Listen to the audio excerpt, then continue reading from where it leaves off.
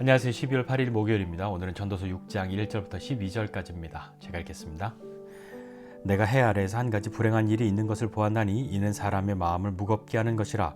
어떤 사람은 그의 영혼이 바라는 모든 소원에 부족함이 없어 재물과 부요와 존귀를 하나님께 받았으나 하나님께서 그가 그것을 누리도록 허락하지 아니하셨으므로 다른 사람이 누리나니 이것도 헛되어 악한 병이로다. 사람이 비록 100명의 자녀를 낳고 또 장수하여 사는 날이 많을지라도 그의 영혼은 그러한 행복으로 만족하지 못하고 또 그가 안장되지 못하면 나는 이르기를 낙퇴된 자가 그보다는 낫다 하나니 낙퇴된 자는 헛되이 왔다가 어두운 중에 가매 그의 이름이 어둠에 덮이니 햇빛도 보지 못하고 또 그것을 알지도 못하나 이가 그보다 더 평안함이라. 그가 비록 천년의 갑절을 산다 할지라도 행복을 보지 못하면 마침내 다 한 곳으로 돌아가는 것뿐이 아니냐. 사람이 수고는 다 자기의 입을 위함이나 그 식욕은 채울 수 없느니라. 지혜자가 우매자보다 나은 것이 무엇이냐. 살아있는 자들 앞에서 행할 줄을 아는 가난한 자에게는 무슨 유익이 있는가. 눈으로 보는 것이 마음으로 공상하는 것보다 나으나 이것도 헛되어 바람을 잡는 것이로다. 이미 있는 것은 무엇이든지 오래전부터 그의 이름이 불린 바 되었으며 사람이 무엇인지도 이미 안 바 되었나니 자기보다 강한 자와는 능히 다툴 수 없느니라. 헛된 것을 더하게 하는 많은 일들이 있나니 그것들이 사람에게 무슨 유익이 있으랴. 헛된 생명의 모든 날을 그림자같이 보내는 일평생에 사람에게 무엇이 낙인지를 누가 알며 그 후에 해 아래에서 무슨 일이 있을 것을 누가 능히 그에게 고하리요. 아멘. 보통의 사람들이 인생에 있어서 복이 무엇입니까? 라고 묻는다면 여러 가지를 이야기하겠지만 보편적으로 그 범주 안에 들어가는 것이 재물, 그리고 자녀, 그리고 건강하게 오래 장수, 이런 것들이 있을 때 복 받았습니다, 복됩니다, 그런 것이 있으면 참 복이 될 겁니다 라고 이야기를 합니다. 오늘 전도자가 이야기를 하는데요, 내가 해 아래에서 한 가지 불행한 일이 있는 걸 봤는데 이거 정말 사람의 마음을 무겁게 하는 것이다 라고 말하면서 어떤 사람이 그가 바라는 모든 소원에 부족함이 없을 만큼의 재물과 부요와 존귀를 하나님께 받았다, 이렇게 이야기합니다. 하나님의 선물이죠. 우리 어제 본 것처럼 하나님께서 그렇게 선물로 주셨는데, 그런데 하나님께서 그가 그것을 누리도록 허락하지는 않으셨다. 다른 사람이 그것을 누린다. 야, 이게 헛되구나 라고 이야기하고 있습니다. 그렇다면 하나님이 그렇게 그 한 사람이 바라고 있는 재물과 부요와 존귀를 주셨는데 왜 그것을 누리지 못하게 하셨을까요?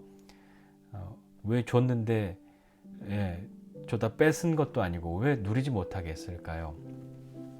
그 누림이라고 하는 것이요, 단지 자기 자신을 위해서 자기 마음대로 막 쓸 수 있는 것, 그것을 누림이라고 생각하는 것이 아니라 주신 분의 뜻대로 사용하고 그분의 뜻이 이루어짐을 보고 그것을 기뻐하고 감사함으로 누릴 수 있는 것이라면, 그렇다면 그가 그렇게 하나님께 받았지만 누리지 못하게 된 것은 하나님의 뜻을 따를 마음이 없고 그 마음이 사라지고 그 마음의 자리를 욕망이라는 것으로 대신하였기 때문에 다른 사람이 그것을 누리게 된 것은 아니었을까요? 그 뒤에 또 이런 것이 나옵니다. 100명의 자녀를 낳고, 숫자적으로 100명은 아닐 거예요.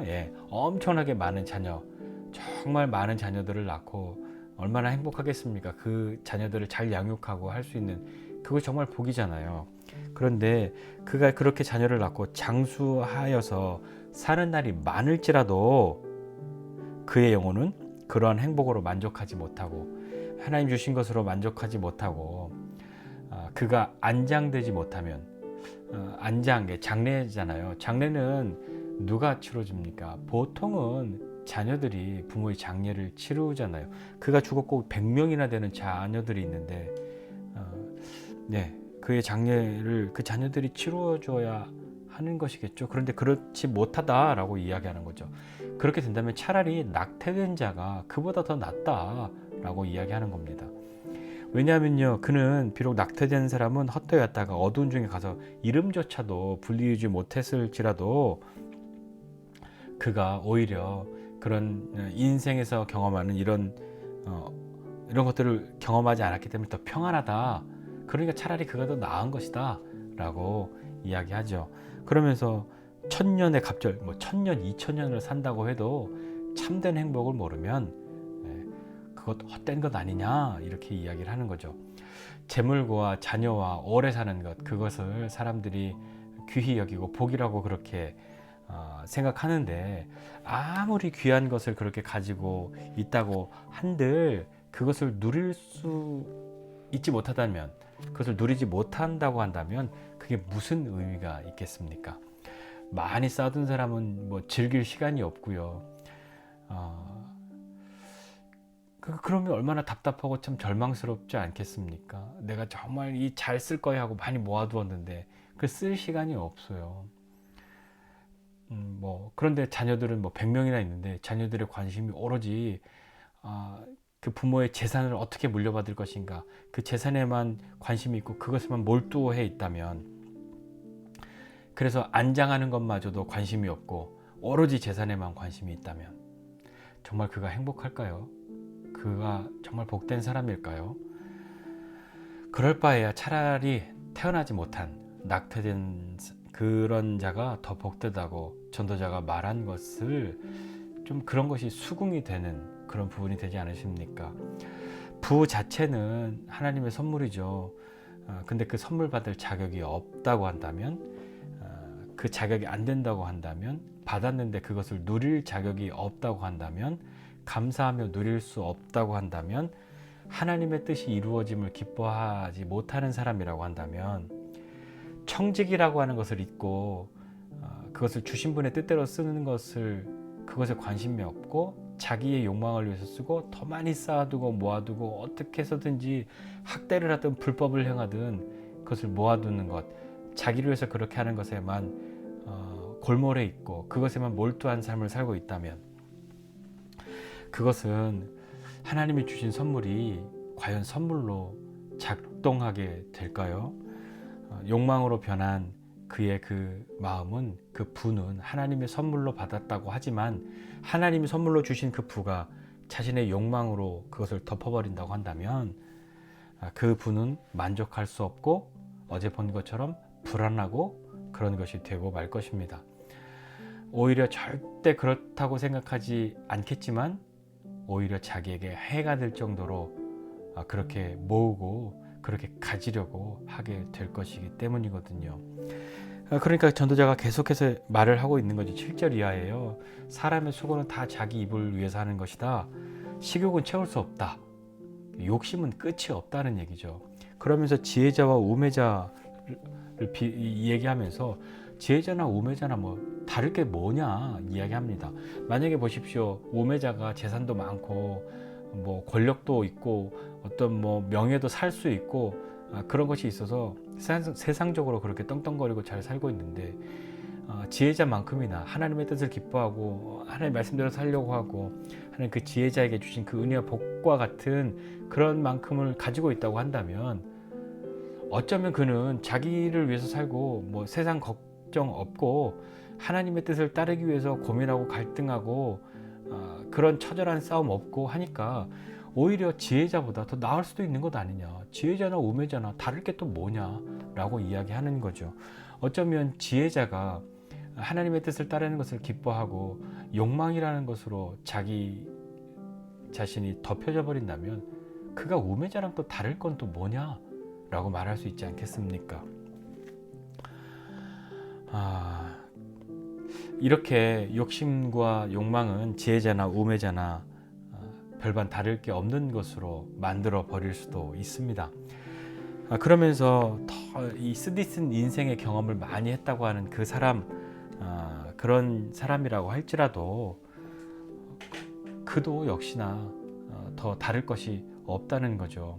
욕심을 따라서 끝없이 공상하고 그러는 것보다 눈에 보이는 것에 만족하는 것이 더 낫다라고 이야기를 합니다.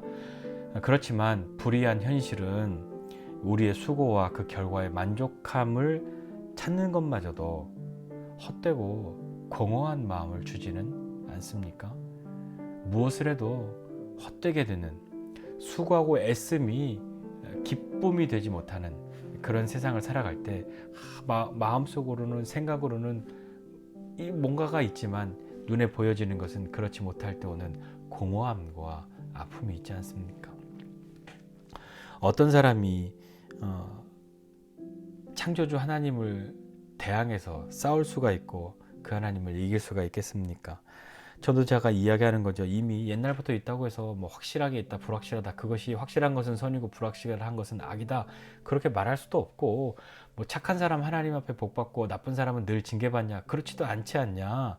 하면서 자기보다 강한 사람과는 능히 다툴 수 없는데 하나님을 다 이해하고 다 알고 있다고 그렇게 생각하고 그렇게 살 수 없다 말하고 있는 거죠. 그러면서 헛된 것을 더하게 하는 많은 일들이 있는데 그게 사람에게 무슨 유익이 있냐. 헛된 생명의 모든 날 그림자같이 보내는 일평생, 그 우리의 인생에 참된 행복이 무엇인지 누가 알고 죽음 이후에 어떤 일이 일어나는지 우리에게 다 설명해 줄 수 있는, 누가 그에게 알려줄 수 있는 사람이 누가 있겠냐라고 이야기하는 거죠. 우리는요 분명히 가만히 있으면 욕망에 휘둘리기 쉬운 사람들 아닙니까?